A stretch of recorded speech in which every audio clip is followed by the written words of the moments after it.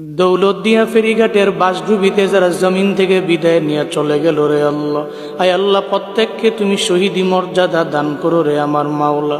আয় আল্লাহ কান্নার আওয়াজ, আয় আল্লাহ বাবা কান্না করে নিজের সন্তানের জন্য, স্বামী কান্না করে স্ত্রীর জন্য।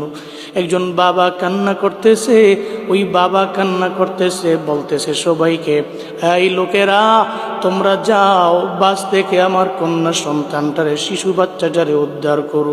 স্বামী কান্না করে, আমার স্ত্রীকে নিয়ে আমি ঢাকার দিকে রওনা হলাম। আমার স্ত্রীর কি উপায় হবে? স্ত্রীটাও তো আজকে বাসের ভিতরে জমিন থেকে বিদায় নিয়ে চলে যাইতেছে।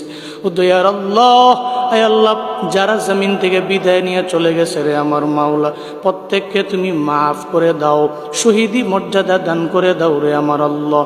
আয় আল্লাহ প্রত্যেকটা পরিবারকে তোমার হাতে দিয়ে দিলাম, জিম্মাদার হয়ে যাও রে আল্লাহ। পরিবারে সুখের ছায়া নেমে এসেছে, সুখ সন্তপ্ত পরিবারকে তোমার হাতে দিয়ে দিলাম, ধৈর্য ধারণ করার তৌফিক দান করো আল্লাহ। সমস্ত অ্যাক্সিডেন্টের হাত থেকে তুমি আমাদের দেশের মানুষগুলোকে হেফাজত করো মাওলা।